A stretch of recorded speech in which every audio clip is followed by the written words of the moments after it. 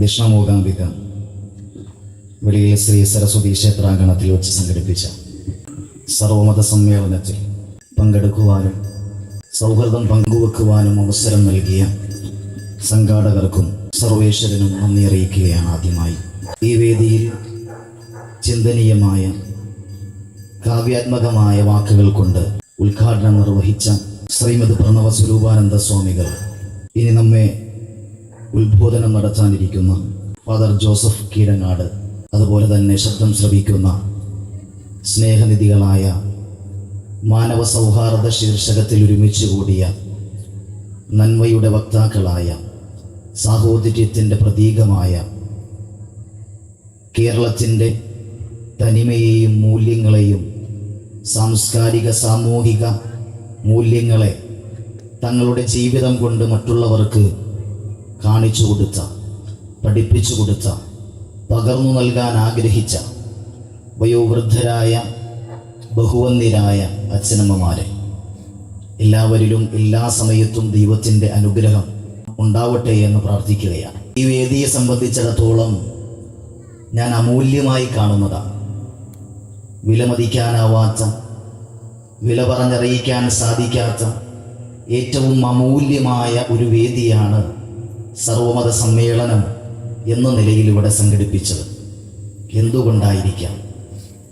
ഒരു കാലഘട്ടത്തിൽ കുടിനീരിനും സംസാരത്തിനും വില കൊടുക്കേണ്ടി വരുമെന്ന് പറഞ്ഞപ്പോഴൊക്കെയും ചെറുപുഞ്ചിരിയോടെ മന്ദഹാസത്തോടെ കേട്ടിരുന്ന നമുക്കിടയിലേക്ക് നമ്മുടെ കുടിനീരിന് വില നിശ്ചയിക്കപ്പെട്ടു.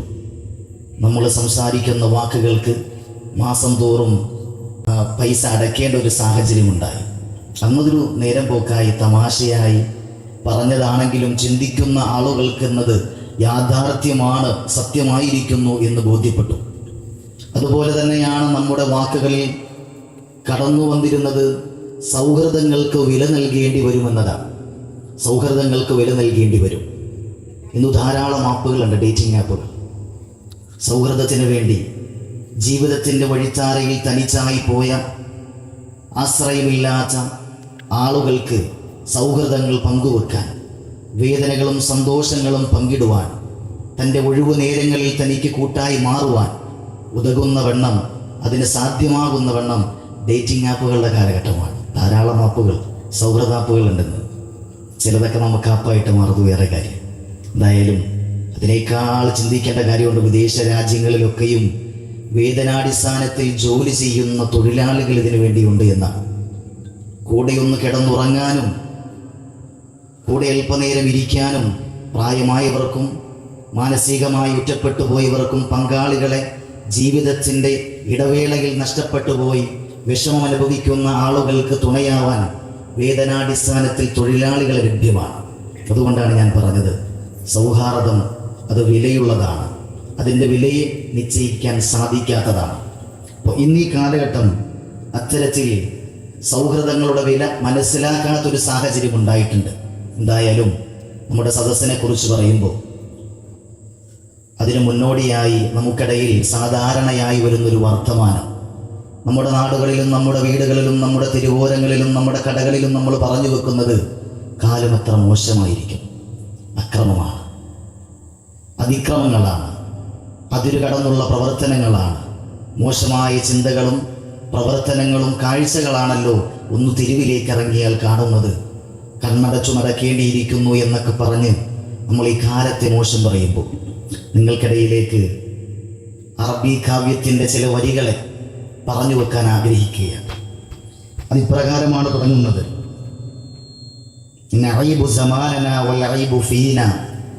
നാം കാലഘട്ടത്തെ പഴി പറയുകയാണ്, നാം കാലഘട്ടത്തെ മോശം പറയുകയാണ്. ഒമാലി സമാനിന ഐബുൻ സിവാന. രണ്ടാമത്തെ വരിയിൽ പറയുന്നത് കാലത്തിനെവിടെയാണ് മോശം സംഭവിച്ചത്? കാലം ഒരിക്കലും മോശമായിട്ടില്ലല്ലോ. യഥാർത്ഥത്തിൽ തെറ്റുപറ്റിയിരിക്കുന്നത് ആർക്കാണ്? നമ്മുടെ പ്രവർത്തനം കൊണ്ട് മാത്രമാണ് കാലത്തിന് മോശം പറ്റിയിരിക്കുന്നത്. കാലം ഒരിക്കലും മോശമായിട്ടില്ല. അടുത്ത വരികളാണ്, ഈ കാലത്തിന് സംസാരിക്കാൻ കഴിയുമായിരുന്നെങ്കിൽ നമ്മുടെ അതിക്രമങ്ങളെക്കുറിച്ച്, നമ്മുടെ അക്രമങ്ങളെക്കുറിച്ച്, നമ്മുടെ വഴികേടുകളെക്കുറിച്ച്, നമ്മുടെ വഴിവിട്ടുള്ള ജീവിതത്തെക്കുറിച്ച് തെറ്റായ ചിന്തകളെയും നോട്ടങ്ങളെയും ഈ കാലഘട്ടം വിളിച്ചു പറയുമായിരുന്നു എന്നല്ല, നിന്നെ പഴി പറയുമായിരുന്നു. യഥാർത്ഥത്തിൽ ഇവിടെ പണ്ഡിതന്മാരുണ്ട്, എല്ലാ മതത്തിൻ്റെയും പ്രതിനിധീകരിക്കുന്ന ആത്മീയമായ ഉന്നതി കൈവരിച്ച മറ്റുള്ളവർക്കിടയിൽ ആദരണീയരായവർ. അവരോടൊക്കെ ചോദിച്ചാൽ അവർ പറഞ്ഞു തരും, പ്രപഞ്ചനാഥൻ, ഈശ്വരൻ, ജഗദീശ്വരൻ, അള്ളാഹുവെന്നും കർത്താവെന്നും മതവിശ്വാസികൾ പറയുന്ന ലോകത്തിൻ്റെ സൃഷ്ടാവ് ഈ ലോകത്തെ പടച്ച ആദ്യകാലം മുതൽക്ക് തന്നെ സൂര്യൻ ഉദിക്കുന്നുണ്ട്. പ്രഭാതമായാൽ ഇരുളിനെ അകറ്റിക്കൊണ്ട് മലഞ്ചെരുവുകൾക്കിടയിലൂടെ വരുന്ന കിരണങ്ങൾ ഇവിടെയുള്ള സസ്യലതാദികളെ ഉണർത്തുന്നുണ്ട്, നിനക്ക് വേണ്ടി വെളിച്ചമൊരുക്കുന്നുണ്ട്. രാത്രികാലങ്ങളിൽ അന്ധതയിൽ നിനക്ക് വഴിതെറ്റാതിരിക്കാൻ താരകങ്ങളും നക്ഷത്രങ്ങളും നിനക്ക് വഴികാട്ടിയാകുന്നുണ്ട്. നിനക്ക് വേണ്ടി ഇവിടെയുള്ള വൃക്ഷലതാദികൾ ശിഖരങ്ങൾ താഴ്ത്തിത്തരുന്നുണ്ട്. തെന്നലായും മഴയായും നിനക്ക് ഈ പ്രകൃതി നിനക്ക് അനുഗ്രഹമാകുന്നുണ്ട്. എന്നിട്ടും നീ എന്തുകൊണ്ടാണ് പ്രകൃതിയെ പഴി പറയുന്നത്? യഥാർത്ഥത്തിൽ അവരുടെ പ്രവർത്തന മേഖലയിൽ ഈ പ്രകൃതിയോ കാലാവസ്ഥയോ കാലമോ ഒരിക്കലും വ്യതിചലിച്ചിട്ടില്ല, മറിച്ച് സംഭവിച്ചു പോയത് നിനക്ക് മാത്രമാണ്. നിന്റെ പ്രവർത്തനങ്ങൾക്കാണ്, നിന്റെ ഇടപെടലുകൾക്കാണ്, നിന്റെ വാക്കുകൾക്കാണ്, നിന്റെ ചിന്തകൾക്കാണ്. നീ ചെയ്തു കൂട്ടിയതെല്ലാം നിന്റെ തെറ്റു മാത്രമാണ്, ആരിലേക്കും പഴി പറയേണ്ടതില്ല. ഇതാണ് നാം നമ്മുടെ മുന്നിലേക്ക് ഈ വേദിയിലൂടെ നാം മനസ്സിലാക്കേണ്ടത്. കേവലം കാലഘട്ടത്തിന് കുഴപ്പം പറ്റിയിട്ടില്ല. ആദ്യത്തെ നമ്മുടെ പോയിന്റ് അതാണ്. ആർക്കാണ് തെറ്റുപറ്റിയത്? മനുഷ്യനായ നമുക്കാണ്. ഈ മതസൗഹാർദ്ദ വേദി കൊണ്ട് നാം നേടിയെടുക്കേണ്ടത് ആദ്യമായി മനുഷ്യൻ ആരാണെന്ന് മനസ്സിലാക്കണം. ആരാണ് മനുഷ്യൻ? മനുഷ്യൻ്റെ ലക്ഷ്യബോധം എന്താണ്? അവൻ്റെ ഈ ദുനിയാവിലെ, ഈ നൈമിഷികമായ ഈ ലോകത്തെ അവൻ്റെ ജീവിതം എങ്ങനെയാണ്? അവിടെയാണ് ഏറ്റവും ചിന്തനീയമായൊരു കഥയുണ്ട്. അവിടെ ഗുരുവര്യർ പറഞ്ഞു കൊടുക്കുകയാണ്. ഒരിക്കൽ ഒരു മനുഷ്യൻ, ഒരു അധികാരി, അയാളൊരു സ്വപ്നം കാണുകയാണ്. എന്താണ് സ്വപ്നം? അയാളിങ്ങനെ ഓടുന്നുണ്ട്, പുറകെയായി അദ്ദേഹത്തെ കടിച്ചു കീറാൻ, അദ്ദേഹത്തെ ഭക്ഷിക്കാൻ, ഇരയാക്കി മാറ്റാൻ പുറകെ വരുന്നൊരു സിംഹം. നമ്മൾ പലപ്പോഴും അതിൻ്റെ പല വ്യത്യസ്തങ്ങളായ ഭാവങ്ങൾ കഥാപുസ്തകങ്ങളിൽ നാം കണ്ടിട്ടുണ്ട്. ഇതിൻ്റെ യഥാർത്ഥ ഭാഗം, അതിൻ്റെ ആശയം മനസ്സിലാക്കുമ്പോൾ ആ ഓടി വരുന്ന മനുഷ്യൻ അവസാനം അദ്ദേഹത്തിൻ്റെ പരക്കം പാച്ചിലിനിടയിൽ ഒരു പൊട്ടക്കിണറ്റിലേക്ക് വീഴുകയാണ്. ആ വീഴുന്നതിനിടയിൽ അദ്ദേഹത്തിൻ്റെ ഭാഗ്യമെന്നോണം ഒരു വള്ളിപ്പടർപ്പിൽ അദ്ദേഹം പിടിച്ചു തൂങ്ങി ആടുകയാണ്. മുകളിലേക്ക് എങ്ങനെയെങ്കിലും ഒന്ന് കയറി ചെന്നാൽ സിംഹത്തിന് ഭക്ഷണമാകുക എന്നതേ ഉണ്ടാവുകയുള്ളൂ. താഴത്താണെങ്കിലോ വിഷസർപ്പങ്ങളുണ്ട്. തന്നെ കൊത്തുന്ന, തന്നെ കടിക്കുവാൻ കാത്തിരിക്കുന്ന വിഷസർപ്പങ്ങളാണ് പൊട്ടക്കിണറ്റിന് താഴ്ഭാഗത്തായി കാണുന്നത്. എന്നാലോ അതേ സമയം തന്നെ അദ്ദേഹം പിടിച്ചിരിക്കുന്ന ഈ വള്ളിയിൽ രണ്ട് മൂഷികൾ, രണ്ട് എലികൾ, കറുത്തതും വെളുത്തതുമായ എലികൾ ഇങ്ങനെ ഇരുന്ന് കരണ്ട് തിന്നുകയാണ്. അദ്ദേഹം പെട്ടെന്ന് തന്നെ ഉറക്കത്തിൽ നിന്ന് ചാടി എഴുന്നേറ്റു. നേരം വെളുത്താൽ മതിയെന്നായി.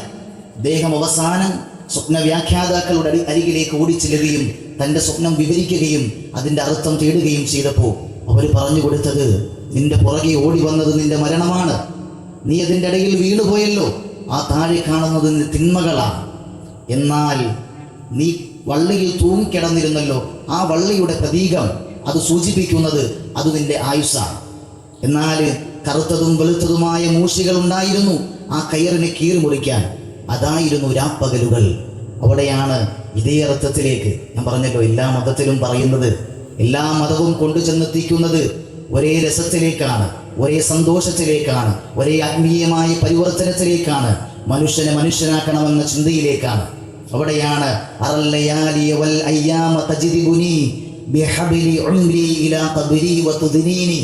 തീർച്ചയായും രാപ്പകലുകളാകുന്ന കയറുകൊണ്ട് എൻ്റെ ആയുസ്സിനെ കബറിലേക്ക് വലിച്ചെടുപ്പിക്കുന്നു എന്ന് കവിതയിൽ പറഞ്ഞതുപോലെ അവിടെയുള്ള പ്രതീകം ആ കയർ നിന്റെ ആയുസ്സാണ്.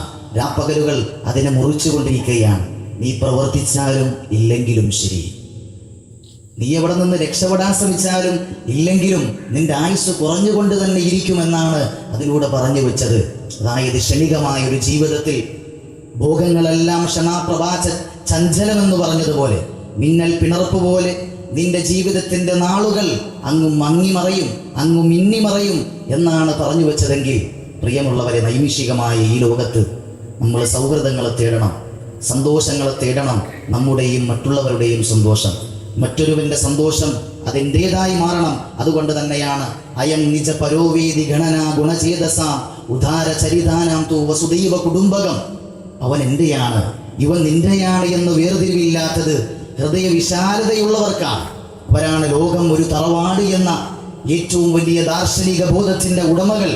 അതിലേക്കാണ് നിങ്ങളെ ഞാൻ ക്ഷണിക്കുന്നത്. ദൈവം അനുഗ്രഹിക്കട്ടെ. അവിടെയാണ് മനുഷ്യൻ ആരാകണമെന്ന ചോദ്യത്തിന്, മനുഷ്യൻ എങ്ങനെയാവണമെന്ന ചോദ്യത്തിന് കൃത്യമായി 2 കഥകളിലൂടെ നിങ്ങൾക്ക് ഞാൻ പറഞ്ഞു തരാം. വേറെ വലിയ പ്രഭാഷണങ്ങളിലേക്ക് ചെന്നതുകൊണ്ട് യാതൊരു പ്രയോജനമില്ല. ഉദാഹരണങ്ങളാണ് അല്ലേ. എൻ്റെ വാപ്പ ഏറ്റവും കൂടുതൽ സംസാരിച്ചിരുന്നത് കടങ്കഥകൾ കൊണ്ടാണ്. അവസാനം പറഞ്ഞു നിർത്തും, കടങ്കഥയിൽ എന്തില്ല, അതിലൊരു കളവില്ല, പതിരില്ല. പതിരുണ്ടായിരുന്നെങ്കിൽ പാലും കഴിക്കുമായിരുന്നടോ എന്നാണ് പറഞ്ഞു നിർത്താറ്. യഥാർത്ഥത്തിൽ നമുക്ക് ഉദാഹരണങ്ങളും കഥകളും കൊണ്ട് നമുക്ക് ഈ മാനവ സൗഹാർദ്ദം എന്താണ് എന്നൊന്ന് വ്യക്തമാക്കാം. ഒരിക്കലൊരു മഹർഷി, അദ്ദേഹം തപസ്സിനായി കാട്ടിലേക്ക് പോകുന്ന വേളയിൽ അവിടെയുള്ള നാട്ടുകാർ അദ്ദേഹത്തെ തടഞ്ഞു വെക്കുന്നുണ്ട്. എന്താണ് അറിയേണ്ടത്? ജനങ്ങൾക്കെല്ലാം അറിയേണ്ടത്, താങ്കൾ ഇനി പോയാൽ കാലങ്ങൾ ഒരുപാട് കഴിഞ്ഞായിരിക്കും മടങ്ങി വരിക. ഇത്രയും കാലത്തിനിടയെ അങ്ങ് ആത്മീയമായി നേടിയെടുത്ത ആ ആത്മീയ പരിശുദ്ധിയിൽ നിന്നും ഞങ്ങൾക്ക് കുറച്ച് വിജ്ഞാനം, ഞങ്ങളുടെ ഹൃദയങ്ങളെ ശുദ്ധീകരിക്കാൻ, മനുഷ്യനായി മാറാനുള്ള കുറച്ച് സാരോപദേശങ്ങൾ നൽകിയാലും എന്ന് പറഞ്ഞ് അദ്ദേഹത്തെ തടഞ്ഞു വെക്കുകയാണ്. അദ്ദേഹം അവസാനം അവിടെ ഇരിക്കുമ്പോൾ അദ്ദേഹത്തിന്റെ തുകൽ സഞ്ചി വെക്കുന്നു. ചുറ്റുഭാഗങ്ങളിലായി സാഹൂതം ശ്രദ്ധിച്ചുകൊണ്ട് ആ ജനങ്ങളും അദ്ദേഹത്തിന്റെ അനുചരന്മാരും ഇരിക്കുന്നുണ്ട്. തുകൽ സഞ്ചിയിൽ നിന്നും 4 പളുങ്കു പാത്രമെടുത്ത് തൻ്റെ അനുചരന്മാർക്ക് നൽകിയിട്ട് പറയും, ഇതിൽ ശുദ്ധമായ തെളിനീര് നിങ്ങൾ കൊണ്ടുവരണം. ആ തെളിനീരുമായി വരുമ്പോൾ ഒപ്പം തന്നെ അദ്ദേഹം ആ തുകൽ സഞ്ചിയിൽ നിന്ന് 4 ശിലകളെ കൂടി, പ്രതിമകളെ കൂടി എടുക്കുകയാണ്. 4നും 4 സ്വഭാവമാണ്. നമ്മുടെ മനുഷ്യരെ, നമ്മുടെ സ്വഭാവത്തെ, നമ്മുടെ പ്രതിരൂപങ്ങളായി നമുക്കതിനെ ഭാവിക്കാം. ഒന്നാമതായി അത് നല്ല കല്ലുകൊണ്ടുള്ള ശിലാപ്രതിമയാണ്. രണ്ടാമതായുള്ളത് അത് കളിമൺ പ്രതിമയാണ്. മൂന്നാമതായി പരുത്തി കൊണ്ട് നിർമ്മിക്കപ്പെട്ട, പഞ്ഞി കൊണ്ട് നിർമ്മിക്കപ്പെട്ട ഒരു പ്രതിമയും, 4ാമതായി മധുരമുള്ള കൽക്കണ്ടം കൊണ്ട് നിർമ്മിക്കപ്പെട്ട ഒരു പ്രതിമയുമായി. ആദ്യം ആ വെള്ളമെടുക്കുകയും അതിലേക്ക് കല്ലുകൊണ്ട് നിർമ്മിക്കപ്പെട്ട ശിലാപ്രതിമയെ മുക്കി വെക്കുമ്പോൾ അല്പനേരം അതൊന്ന് കാത്തിരിക്കുകയാണ്. എല്ലാവരും ഇങ്ങനെ നോക്കുന്നു. കാരണം അദ്ദേഹം പറയാൻ പോകുന്നത് തങ്ങളെക്കുറിച്ചാണ്, മനുഷ്യരെക്കുറിച്ചാണ്, തങ്ങളുടെ ജീവിതത്തിൽ ഉണ്ടാവേണ്ട മാറ്റങ്ങളെക്കുറിച്ചാണ്, തങ്ങൾ ആർജിച്ചെടുക്കേണ്ട മനുഷ്യത്വത്തെക്കുറിച്ചാണ് പറയാൻ പോകുന്നത്. എല്ലാവരും ഇങ്ങനെ സാഹൂതം വീക്ഷിച്ചിരിക്കുമ്പോൾ അതിലൊരു ആന്തോളനം നടത്തുകയാണ്, ഒന്ന് ഇളക്കുകയാണ്.